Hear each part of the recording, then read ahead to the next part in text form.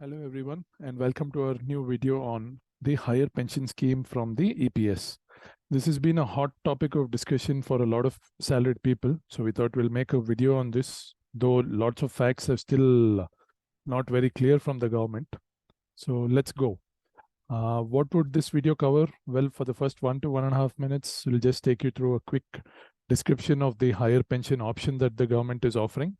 And then we'll spend about 2 minutes or so on who should opt for the scheme and who should ignore it. So what has changed recently? Why this video itself? Well, Supreme Court has given employees the option to opt for a higher pension from the EPS, which is the employee pension scheme. Current limit of pension is 50% of a maximum of 15,000. That means you're eligible for a maximum pension of 7,500 rupees per month. Well, at retirement, even today, 7,500 is not too much. So going forward, it'll be even smaller.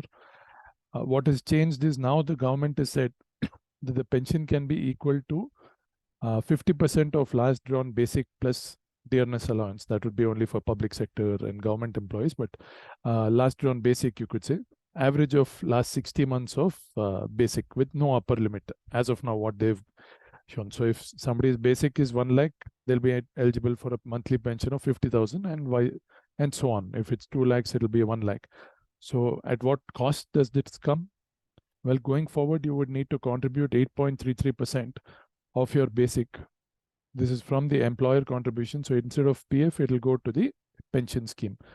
And for the last so many years, the differential of this calculation, so effectively about 30% of your accumulated PF corpus will get diverted for this pension scheme. That will be your cost to get this higher pension. Now, this is the basic of the scheme. Means, of course, you've already read up on it. A lot of information is available and companies are also circulating. So I'm not getting into other basic details. So let's get to the main point. The higher pension option, should you really opt for it, or should you skip?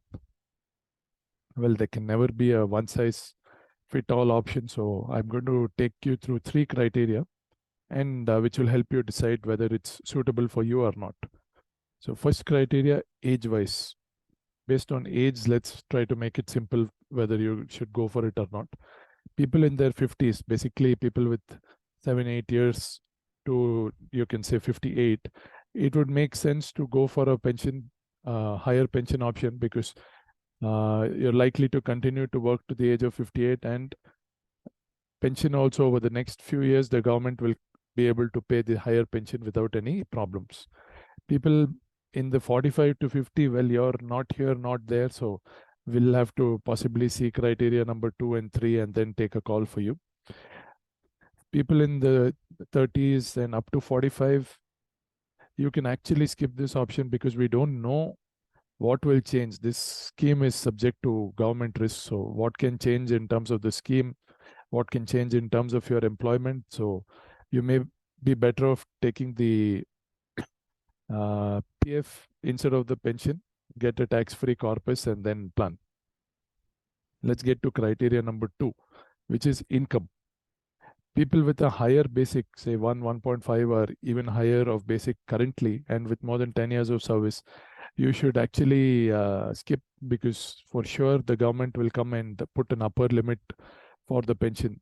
Today they don't have it, or at least they've not declared it so far, but they will definitely have to come for it. Otherwise, they don't have the funds for it. People with a basic in the range of 25 to 75,000 can opt for it. Of course, I've also mentioned the age criteria, so combine both and you can make a decision. Last criteria is you.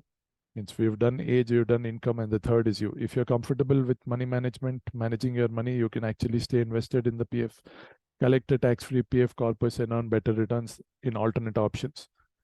But if you're someone who are not comfortable, quantifying it by saying, if you're someone who has been maintaining a few lakhs of rupees in your savings account, or you think that equity funds are risky, then you better opt for the higher pension option. You'll be at least making some returns rather than keeping money idle. Third, if you're thinking of an early retirement or basically start off your own business, I've put 45, it could be 40, it could be 47, whatever it is, then better skip this because this will lock in money in an uncertain scheme.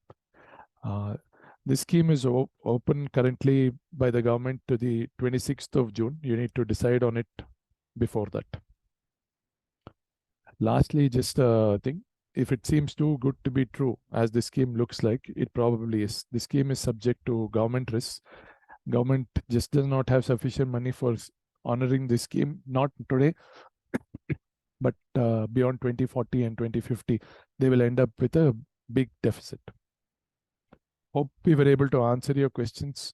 Please feel free to reach out to us in case of any questions. And do like our video and share it with others who can find it helpful too. Thank you.